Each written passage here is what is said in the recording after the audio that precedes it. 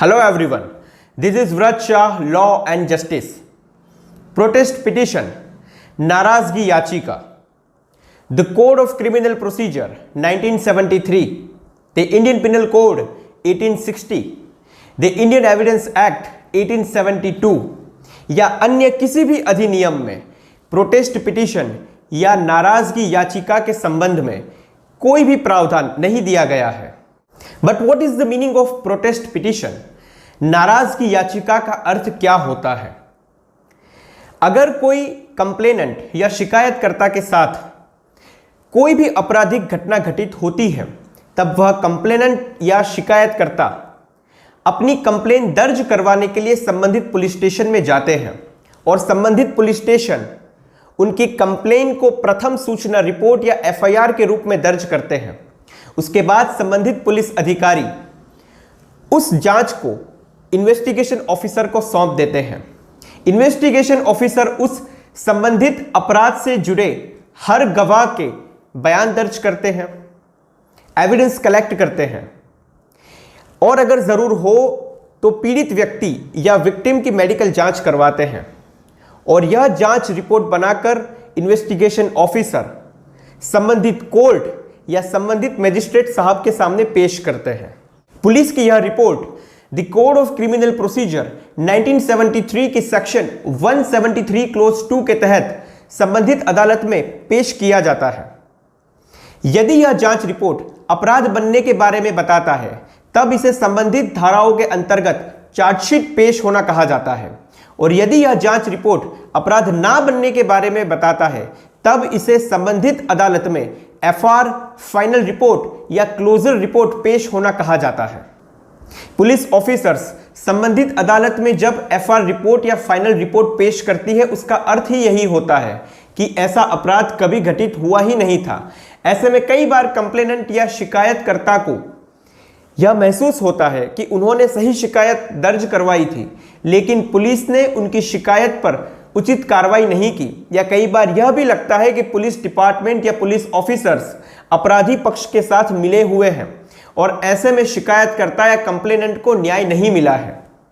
तो जब ऐसे में पुलिस ऑफिसर्स फाइनल रिपोर्ट या क्लोजर रिपोर्ट को संबंधित अदालत में पेश करते हैं, तब संबंधित अदालत इस संदर्भ में शिकायतकर्ता या कंप्लेनेंट को नोटिस भेजती है और जब कंप्लेनेंट या शिकायतकर्ता को यह पता चलेगा कि पुलिस ऑफिसर्स ने उनके केस में संबंधित अदालत में एफआर रिपोर्ट, फाइनल रिपोर्ट या क्लोजर रिपोर्ट पेश कर दिया है और कोई अन्य उचित कार्रवाई नहीं की है, तब ऐसे में वह कंप्लेनेंट या शिकायतकर्ता अपनी नाराजगी व्यक्त करने के लिए संबंधित अदालत में प्रोटेस्ट पिटीशन या नाराजगी याचिका दाखिल कर सकते हैं.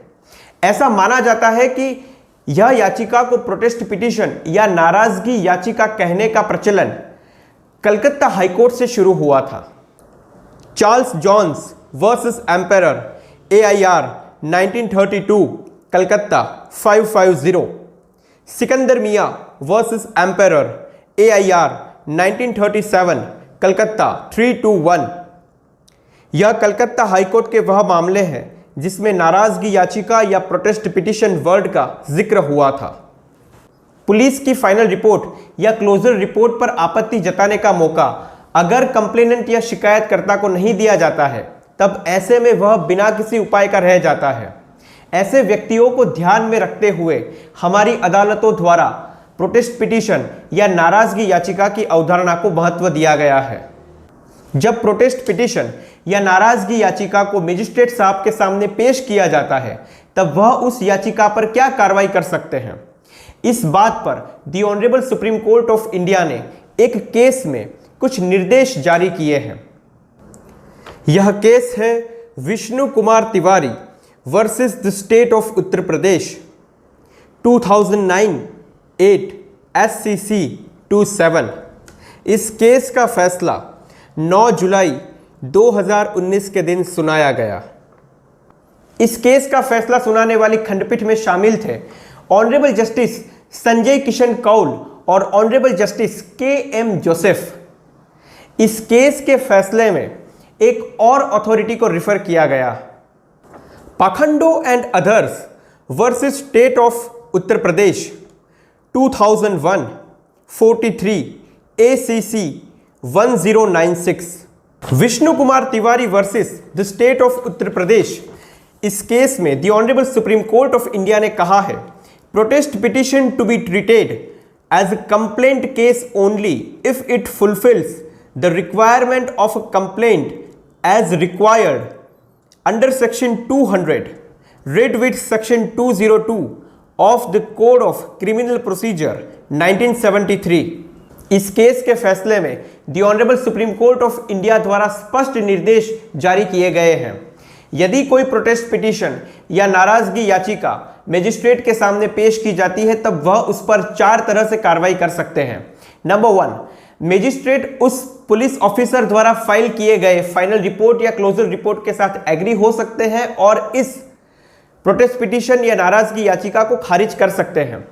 Number 2, magistrate the code of criminal procedure 1973 section 190 clause 1 clause A के तहत संज्ञान ले सकते हैं, कॉग्निजेंस ले सकते हैं और इस केस में प्रोटेस्ट पिटीशन या नाराजगी याचिका पर प्रोसेस इश्यू कर सकते हैं। नंबर 3, मजिस्ट्रेट उस प्रोटेस्ट पिटीशन या नाराजगी याचिका पर फर्दर इन्वेस्टिगेशन के ऑर्डर कर सकते हैं। नंबर 4, मजिस्ट्रेट उस प्रोटेस्ट पिटीशन या नाराजगी याचिका पर प्रोसेस इश्यू किए बिना the code of criminal procedure 1973 section 200 और सेक्शन 202 के तहत उस प्रोटेस्ट पिटीशन या नाराजगी याचिका को कंप्लेंट की तरह ट्रीट करके आगे की कार्रवाई कर सकते हैं और उसे या तो डिसमिस कर सकते हैं और आगे प्रोसेस इश्यू कर सकते हैं। तो ये थी प्रोटेस्ट पिटीशन या नाराजगी याचिका को लेकर एक समझ। अगर आप लोगों की कोई क्वेरी हो, सजेशन हो या क्वेश्चन हो तो आप मुझे कमेंट बॉक्स में लिख सकते हैं। Stay home, stay safe. Thank you so much.